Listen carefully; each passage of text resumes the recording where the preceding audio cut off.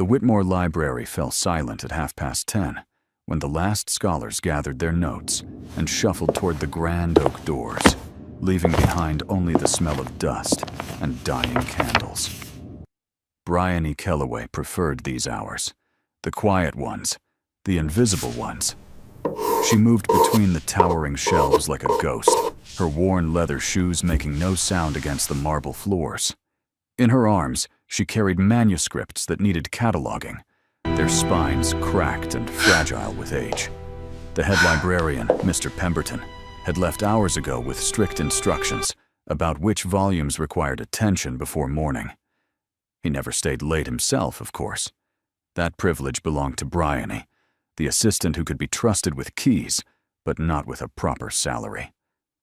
At 24, she had perfected the art of being overlooked. Not that she was plain.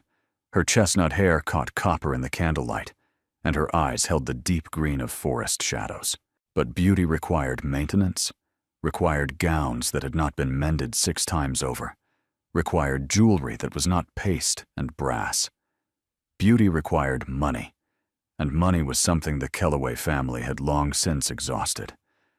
She settled at her small desk in the corner of the archive room, a space so cramped that most scholars never noticed it existed. From here, she could work undisturbed, surrounded by centuries of accumulated knowledge that belonged to everyone except her. The candle beside her flickered. She cupped her hand around the flame instinctively. Candles cost money. Everything cost money. Her mother's medicine cost 12 shillings a week. Her brother Tobias's school fees were 3 months overdue. The landlord had given them until the end of the month before eviction proceedings would begin. Bryony pushed these thoughts aside and focused on the manuscript before her. A 15th century treatise on astronomy. The Latin dense but beautiful. She traced the illuminated letters with careful fingers, marveling at the craftsmanship of long-dead monks who had poured their devotion into gold leaf and azure ink. This was her sanctuary. Between these pages, she could forget that her world was crumbling. She could lose herself in stars mapped by men who had been dust for 500 years. The clock in the main hall struck 11. She should leave soon. The streets were not safe for a woman alone at this hour. But the silence here was so peaceful, so completely unlike the coughing fits that kept her mother awake through the night, that Bryony lingered. Just a few more pages. She was so absorbed in the manuscript that she did not hear the footsteps, did not notice the shadow that fell across her desk, blocking the candlelight, did not sense him at all until a voice spoke directly behind her. "You're Miss Kellaway, aren't you?" Bryony's heart slammed against her ribs. She spun around, nearly knocking over the precious candle, and found herself staring at a man's chest. A very well-dressed chest. Charcoal wool, impeccably tailored, with a waistcoat of deep burgundy silk beneath. Her gaze traveled upward, past a cravat tied in an elaborate knot, past a jaw that could have been carved from marble, until she met a pair of eyes the color of winter storms. Gray. Cold. And watching her with an intensity that made her skin prickle. "The library is closed," she managed, her voice steadier than her pulse. "You should not be here." "Neither should you, technically." His voice was low and smooth, the kind of voice that expected obedience. "Yet here we both are." He stepped closer, and Bryony caught the scent of him. Sandalwood, and something darker. Expensive. Everything about him screamed wealth and power, from the signet ring on his finger to the way he occupied space, as though the world owed him room. "How did you get in?" "Doors open for me, Miss Kellaway. They tend to." A ghost of a smile crossed his lips. "I'm Caius Vance." The name struck her like a physical blow. Caius Vance, the Duke of Thornwood, one of the wealthiest men in England, owner of estates that sprawled across 3 counties, rumored to be as ruthless in business as he was reclusive in society. "Your Grace." She rose hastily, remembering propriety even as confusion clouded her mind. If you need assistance with the collection, I can arrange an appointment with Mr. Pemberton in the morning. I don't want Pemberton. I want you. The words hung between them, strange and weighted with meaning she could not decipher. Me? I'm just an assistant. I catalog manuscripts and repair damaged bindings. I'm nobody. On the contrary, he pulled a chair from a nearby desk and sat, crossing his long legs as though settling in for an extended conversation. You're exactly who I've been looking for. I've been watching you for 3 weeks. The revelation sent ice down her spine. She thought of all the late nights, all the hours alone in this archive. That's deeply unsettling, Your Grace. I imagine it is. But I needed to be certain. I needed someone intelligent, discreet, and desperate enough to consider an unconventional arrangement. I'm not desperate. His eyebrow rose. Your mother is dying, Miss Kellaway. Consumption. The medicine that might slow her decline costs more than you earn in a month. Your brother was sent home from school last week because the fees haven't been paid. And your landlord has already filed paperwork to remove you from your lodgings. Each fact landed like a blow. How did he know? You had me investigated. Thoroughly. No apology, no shame. I told you. I needed to be certain. Certain of what? Caius Vance leaned forward, and in the candlelight, his gray eyes seemed almost silver. When he spoke, his voice dropped to barely above a whisper. Marry me, Miss Kellaway. For 1 year. She actually laughed, a sharp, incredulous sound. You're mad. Frequently accused, rarely proven. That ghost of a smile again. But I assure you, I'm entirely serious. Dukes don't marry library assistants. This one does. Or rather, this one will appear to. He reached into his coat and withdrew a folded document. Before you refuse entirely, perhaps you should know what I'm offering. He slid the paper across the desk toward her. Bryony stared at the document as though it might burst into flames. Slowly, against every instinct screaming at her to run, she picked it up and unfolded it. The number at the bottom stopped her breath. £10,000, enough to pay for her mother's treatment at the finest sanatorium in Switzerland, enough to clear every debt her father had left behind when he died, enough to secure Tobias's education through university, enough to ensure the Kellaway family never faced eviction or hunger again. More money than she would earn in 3 lifetimes. That sum will be deposited in an account under your name the morning after our wedding, Caius said, watching her face with unnerving attention. An additional 5,000 upon the successful completion of our arrangement. £15,000 total, Miss Kellaway, for 1 year of your time. Her mouth had gone completely dry. Why? Because I need a wife, temporarily. That doesn't answer my question. My grandfather's will contains certain provisions to claim my full inheritance and maintain control of the Thornwood estates. I must be married before my 32nd birthday. That deadline arrives in 6 weeks. Then marry someone appropriate, a lady of standing, someone from your own world. Ladies of standing come with families who expect the marriage to be permanent, families who would contest an annulment. I need someone with no connections, no social power, and no desire to remain Duchess of Thornwood beyond the contracted period. Someone desperate, Bryony translated silently. Someone who could not afford to say no. And after the year ends? Quiet annulment. We'll cite irreconcilable differences. I'll ensure you're settled somewhere comfortable, far from London gossip. You'll keep the money, keep your reputation intact, and we'll never see each other again. It was clinical, calculated, a business transaction dressed in wedding clothes. And yet, her mother's coughing echoed in her memory, The doctor's grave expression when he explained that the damp London air was killing her slowly. The letter from Tobias, trying so hard to sound brave about leaving school. How do I know you'll honor this agreement? Because it will be a legal contract. My solicitor will ensure your interests are protected. He rose from the chair, straightening his coat with maddening calm. You have until tomorrow night to decide. Same time, same place. I'll be waiting. Then he was gone, his footsteps fading into silence, leaving Bryony alone with a guttering candle and a piece of paper that could save everyone she loved. Bryony spent the following day in a fog, moving through her duties mechanically, while her mind circled endlessly around the Duke's impossible proposition. That evening, she visited her mother.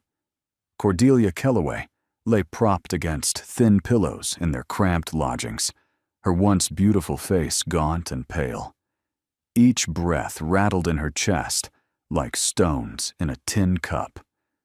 But her eyes, the same forest green as Bryony's, still held fierce intelligence. You're troubled, her mother said. Don't try to hide it. I've known your face since before you could speak. So Bryony told her. Not everything. Not the Duke's name or the exact terms. But enough. A marriage of convenience. A year of pretending. Money that could change everything. When she finished, her mother was quiet for a long moment. Do you trust this man? I don't know him. That's not what I asked.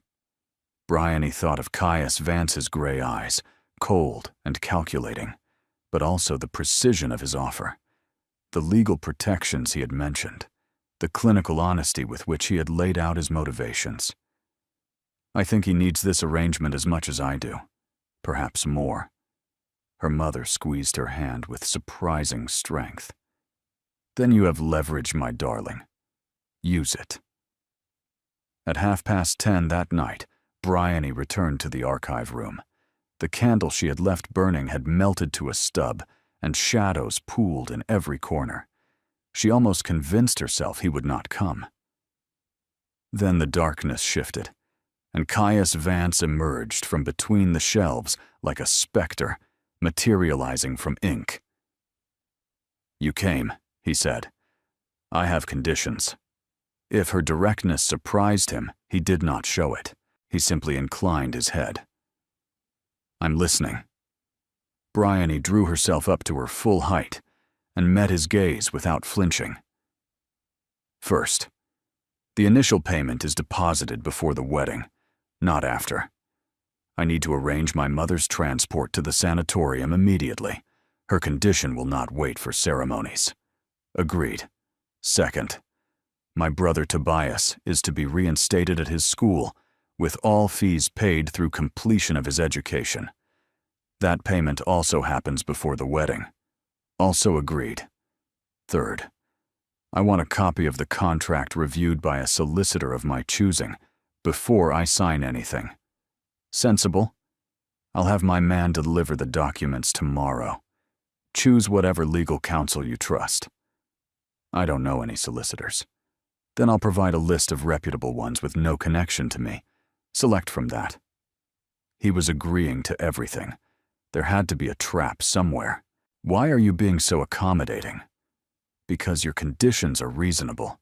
I have no interest in trapping you in an arrangement you resent.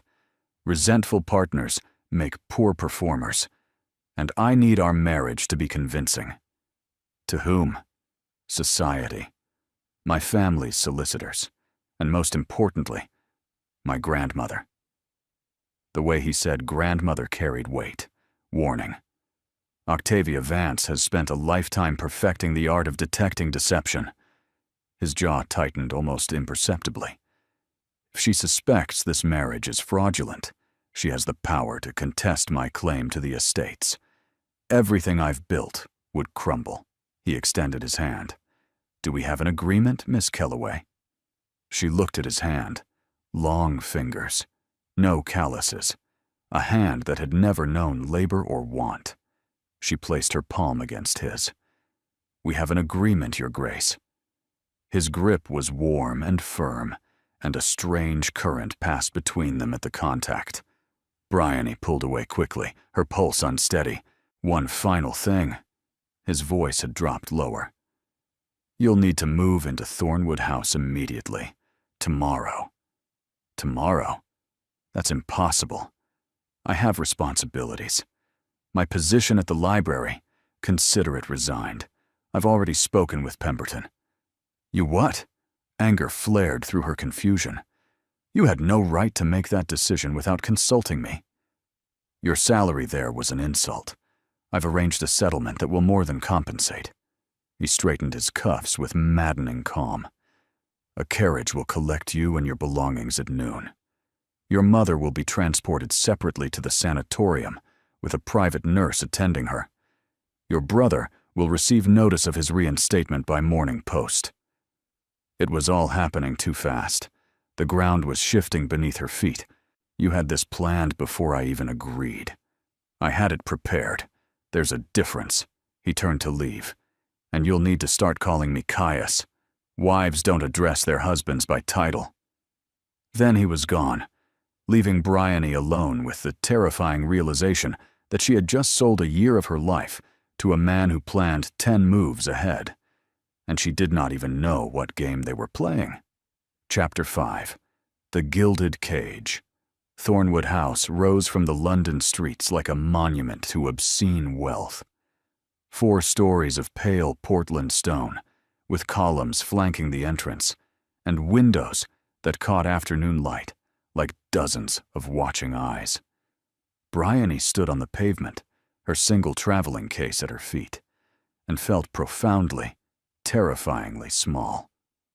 The butler, Sedgwick, a man with silver hair and an expression of absolute neutrality, led her through an entrance hall that could have swallowed her family's entire lodgings 3 times over. Marble floors, a sweeping staircase, paintings of stern-faced ancestors watching from gilded frames. Her rooms in the East Wing were beautiful and completely impersonal. A sitting room decorated in shades of blue and cream. A bedroom with a 4-poster bed draped in silk. A private bathing chamber with actual running water. Everything elegant, tasteful, and devoid of warmth. A gilded cage, Bryony thought. That's exactly what this is. She was examining the view from her window when Caius himself appeared at her door.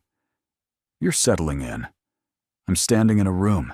That's not quite the same thing. His lips twitched. Tonight, we dine with my grandmother. Bryony's stomach dropped. Already? Octavia requested your presence the moment she learned of our engagement. Delaying would only increase her suspicion. He moved closer.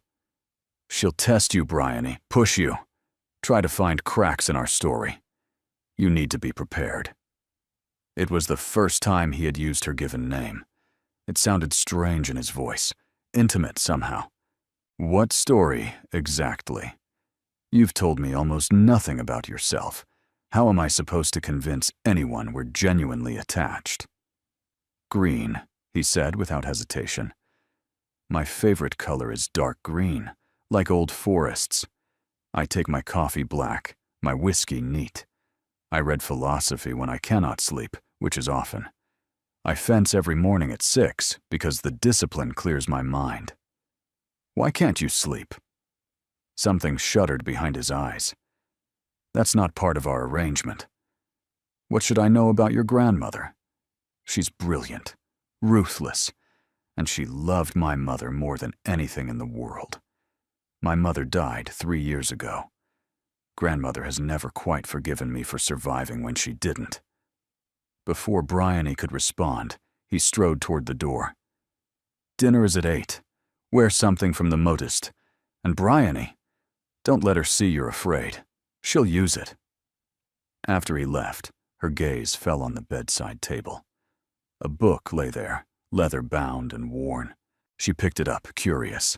A collection of poetry. Keats. And on the inside cover, an inscription in faded ink, for my darling Rosalind. May you find beauty even in darkness. Your loving godmother, Rosalind. A woman's name. This had been someone else's room. Someone Caius had cared about enough to preserve her belongings. What had happened to Rosalind? And why had Caius put Bryony in her room?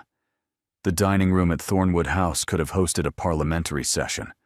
A table long enough to seat 30 dominated the space, though tonight only 3 places were set at one end.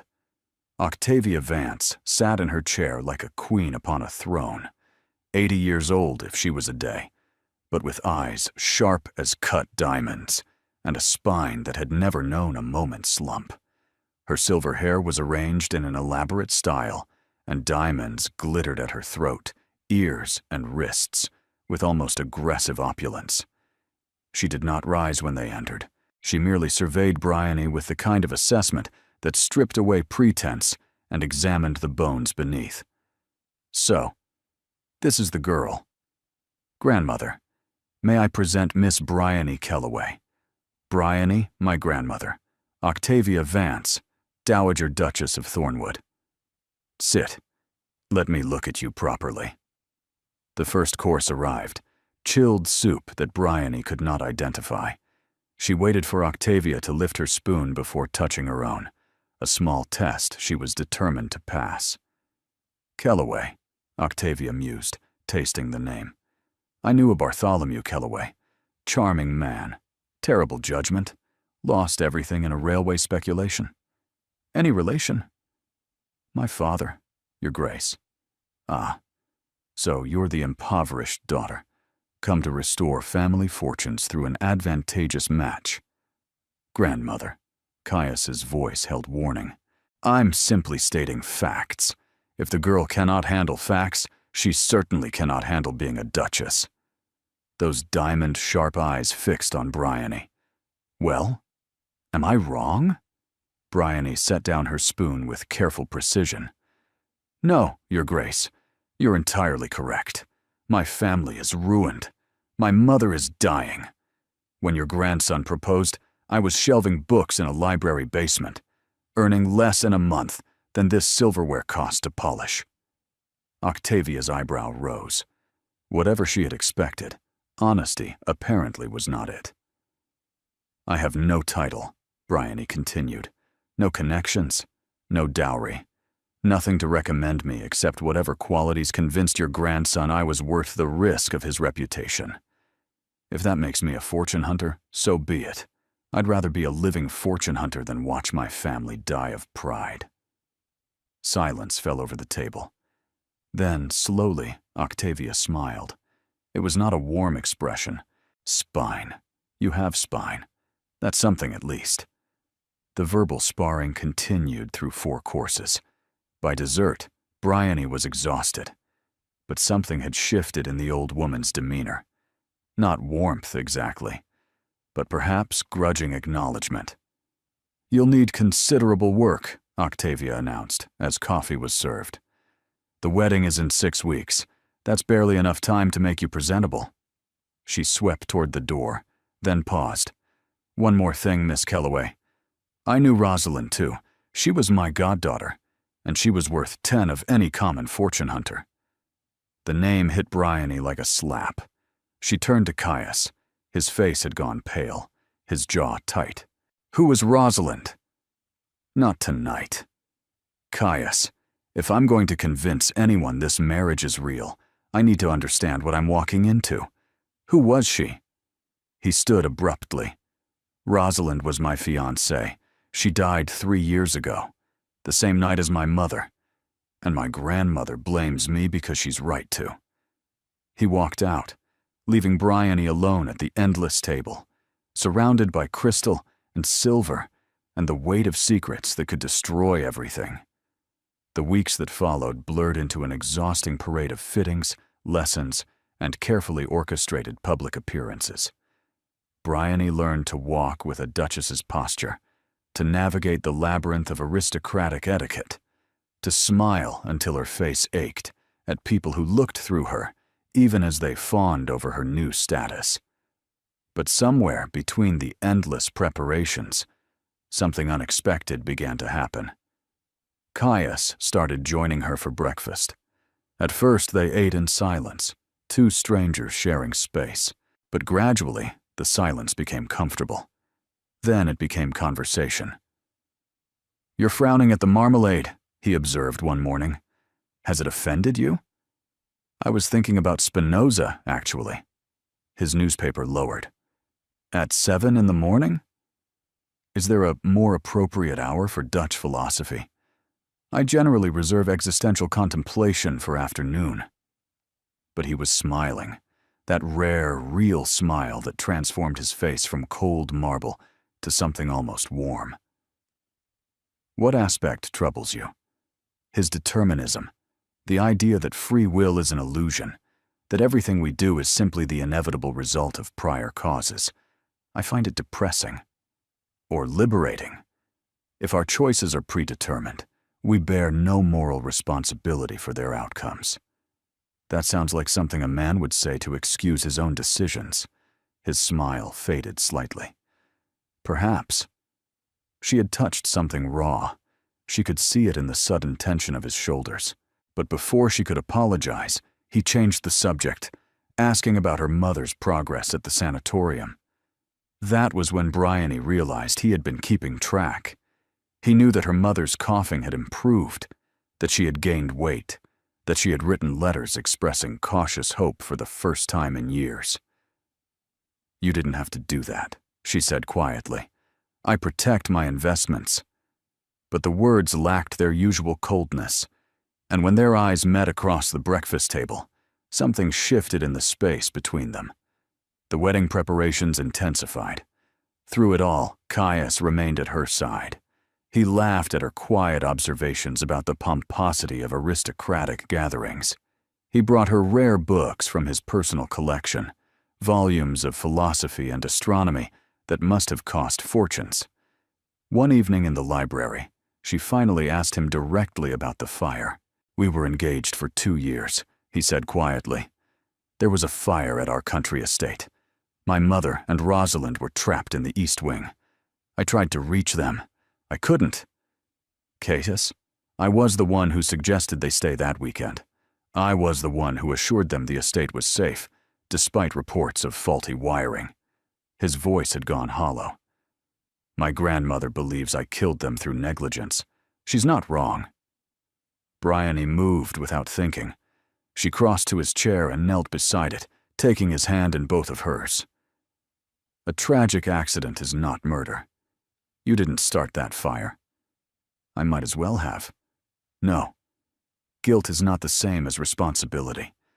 You can mourn them, miss them, and wish things had been different. But carrying blame for circumstances beyond your control isn't honor. It's self-destruction." He looked down at her, and for the first time, she saw the full weight of grief behind those storm-gray eyes. 3 years of carrying this alone. "You sound very certain," he said quietly. "I am certain. About this, at least." His free hand rose to touch her face. His fingers traced her cheekbone with devastating gentleness. "Bryony." Her name was barely a whisper. She should pull away. This was not part of the arrangement. They had a contract, boundaries, and clearly defined terms. But she did not pull away, and neither did he. The wedding was 5 days away. Everything had changed since that night in the library. The careful distance between her and Caius had collapsed into something charged and terrifying. Every accidental touch sent sparks across her skin. Every shared glance lasted too long. The air between them had become weighted with words neither of them spoke. She was falling for him, against all reason, against their contract, against the explicit terms of their arrangement. And she was fairly certain he was falling for her, too. A knock interrupted her spiral. She opened the door to find Caius, dressed for dinner, but looking uncharacteristically uncertain. "Walk with me." The garden behind Thornwood House was beautiful in the evening light. Roses climbed ancient stone walls. A fountain murmured somewhere out of sight. They walked in silence until they reached a secluded bench beneath an oak tree that must have been centuries old. "I need to tell you something," Caius said. "Before the wedding. Before you're legally bound to me." Bryony's heart clenched. "You're ending the arrangement." "What?" "No." He turned to face her fully. "I'm trying to be honest with you. Something I should have done from the beginning." He took a breath, and she watched him gather courage like armor. "The inheritance isn't the real reason I need this marriage, or not the only reason. My grandmother has been threatening to have me declared mentally unfit, to take control of the estates herself. That's absurd. You're one of the most capable people I've ever met. The courts don't know that. They'd see a grieving man, unmarried at 31, with whispers of instability following him." His expression darkened. "I needed a wife to prove stability, to counter her claims. I manipulated you into this arrangement without giving you the full truth. You deserve to know what you're actually walking into." She should be angry. She should feel betrayed. Instead, all she felt was an overwhelming tenderness for this broken man who carried so much weight alone. "Why tell me now? 5 days before the wedding. I've already signed the contract. Because I cannot marry you with this lie between us. Even a temporary marriage should be built on honesty." He looked away. "And because I've come to care about your opinion of me more than I expected. More than I should." The admission hung in the air like mist. "Caius," she reached for his hand. "Look at me." He turned, and she saw fear in his eyes. Fear that she would walk away. "I'm not leaving," she said firmly. "The arrangement stands. Your grandmother doesn't get to win. Bryony, I'm not finished." She squeezed his hand. "But I need you to know something too. Somewhere in the last few weeks, this stopped being just an arrangement for me. I don't know what to call it. I don't know if it's real or if we've just been pretending so well that we've confused ourselves. But when I imagine the year ending and walking away from you, I feel—" She broke off, unable to complete the sentence. "What do you feel?" His voice was rough. "Loss. I feel loss." He moved closer. His hand rose to cup her face. She could feel the warmth of him, smell sandalwood, and something deeper. Something that had become unbearably familiar. "This is dangerous," he murmured. "We agreed to boundaries. I know. If we cross them, there's no going back. I know that, too." His thumb traced her lower lip. Her breath caught. Every nerve in her body was singing toward him. "Tell me to stop," he whispered. She couldn't. She didn't want to. His lips were an inch from hers. She could feel the tension radiating through him, the barely leashed restraint. Then footsteps crunched on the garden path. They sprang apart as Sedgwick appeared around the hedge, his expression perfectly neutral despite the obvious interruption. "Forgive me, Your Grace. Miss Kellaway. The Dowager Duchess has arrived unexpectedly. She's requesting an audience with you both, immediately." Caius's face went pale. "She's not supposed to return until the wedding." "Nevertheless, Your Grace. She's waiting in the drawing room." Sedgwick paused meaningfully. "She appears to have brought documentation." Whatever fragile thing had been building between them would have to wait. The dragon had returned to her lair. Octavia stood in the center of the drawing room, like a general surveying a battlefield. Gone was the cold formality of their previous encounter. In its place was something far more dangerous. Triumph. "Sit," she commanded when they entered. "Both of you." "Grandmother, whatever this is, I said sit." They sat. Octavia reached into the leather folio at her side and withdrew a sheaf of papers. She spread them across the table with deliberate precision. Bryony's stomach turned to ice. She recognized one of the documents, a copy of their contract, the private agreement that outlined the terms of their arrangement. "Did you think I wouldn't investigate, Caius? Did you imagine I would simply accept this sudden engagement without question? How did you get that?" Caius's voice was deadly calm. I have connections at your solicitor's office.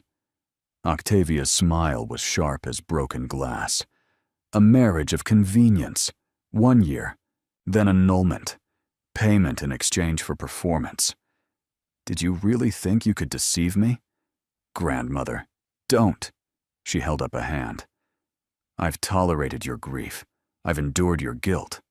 But this, marrying some penniless fortune hunter to circumvent your grandfather's will. I am not unstable. Then why this desperate scheme? Octavia turned her gaze to Bryony. And you? What did he offer you? How much was your dignity worth? Bryony forced herself to meet the old woman's eyes. He offered salvation for my family. The same thing you would have done in my position. I would never have prostituted myself for money. Because you've never had to. Bryony's voice trembled, but did not break. You've never watched your mother cough blood into her handkerchief. You've never seen your brother try to hide tears over a letter, saying he couldn't return to school. So forgive me, Your Grace, if I don't accept your judgment on choices you've never had to make. Silence fell. Octavia's expression flickered. This marriage is a fraud, she continued. I have documentation proving it. The wedding will not take place, or I present this evidence to the courts. Caius loses the inheritance. You face possible criminal charges. And you, Miss Kellaway, will be exposed as a fortune hunter before all of London society. You would do that to your own grandson? I would do anything to protect the Vance legacy from someone unworthy of it. Her voice softened almost imperceptibly. He killed my goddaughter, Miss Kellaway. He killed his own mother. You're wrong, Bryony stood. You've spent so long blaming him that you've missed what's actually happening. He's been working to improve conditions for factory workers. He's been managing the estates with more care than any of his predecessors. He's been trying, every single day, to deserve the life they lost. You've developed feelings for him. How unfortunate. Octavia moved toward the door. The wedding is canceled.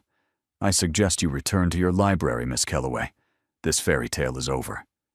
She swept out, taking the damning documents with her. Bryony turned to Caius.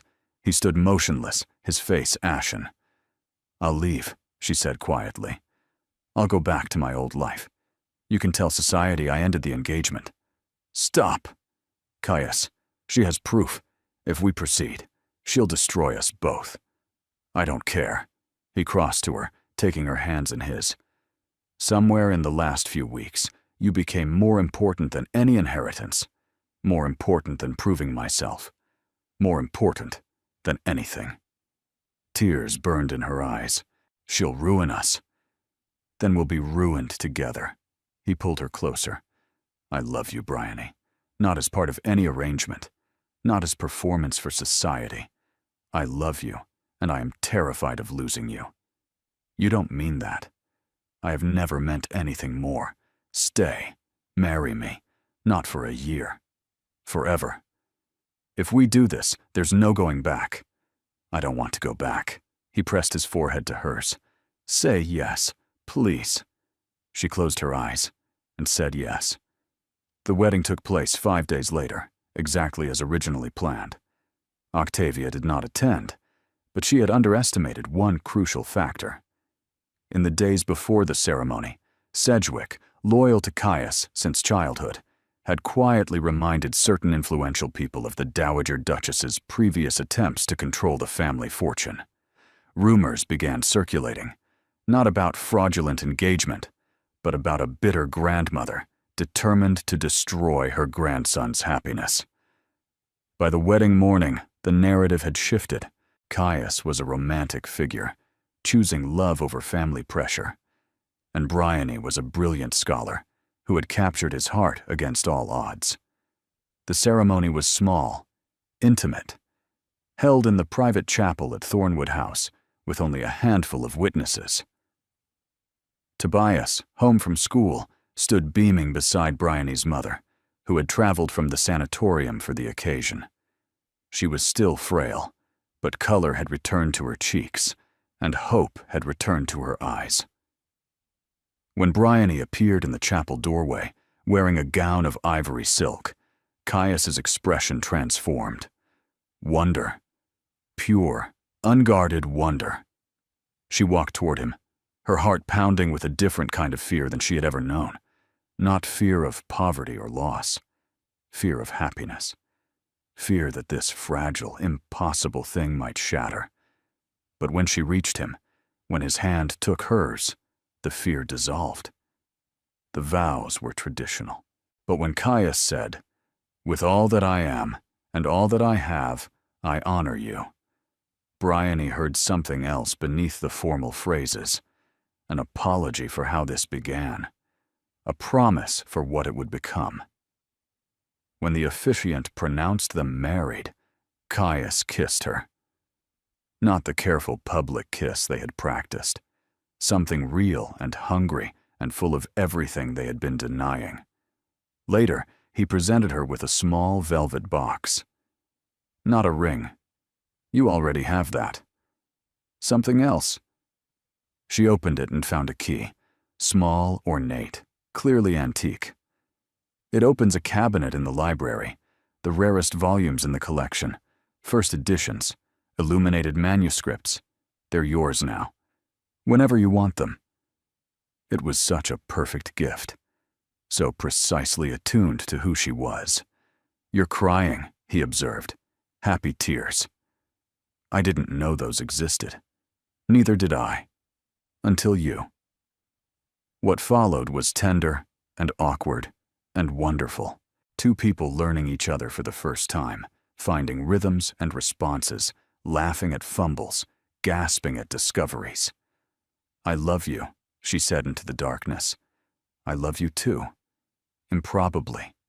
Completely." The years that followed wove themselves into something neither of them had dared to imagine. 10 years after that candlelit proposal in a dusty library, Thornwood House had transformed. Where once there had been austere elegance, there was now comfortable chaos. Books lay open on tables everywhere. A child's wooden blocks had migrated into the philosophy section. A stuffed rabbit occupied the chair once reserved for visiting scholars. Bryony sat in her favorite window seat, afternoon light falling across the pages of a manuscript she was translating, a treatise on medieval astronomy, her third such publication. "Mama, watch!" 7-year-old Edmund came careening into the library, pursued by his father. The boy launched himself at Bryony's legs, using her skirts as a shield. "He's supposed to be napping," Caius said, though his stern expression was undermined by the laughter in his eyes. "Not tired," Edmund announced. He had his father's gray eyes and his mother's stubborn chin. Bryony lifted her son into her lap. "What if Papa reads you a story?" "The dragon story." Caius settled beside her for a moment, pressing a kiss to her temple. "Letter from Switzerland this morning. Your mother wants to visit for Edmund's birthday." 10 years ago, Cordelia Kellaway had been given months to live. Now she was making plans for international travel. And Tobias? Top of his class. Again. Cambridge is already discussing professorship opportunities. A knock interrupted them. Sedgwick appeared in the doorway. "You have a visitor, Your Grace." Before Bryony could ask who, a familiar figure stepped into view. Octavia Vance. She looked older, smaller somehow. The sharp edges had softened into something approaching frailty. Caius rose, positioning himself protectively. "I came to apologize," Octavia said quietly. "I came to admit I was wrong." Silence stretched through the library. "I spent years waiting for this marriage to collapse. Instead, I watched from a distance as you built something real." She drew a shaky breath.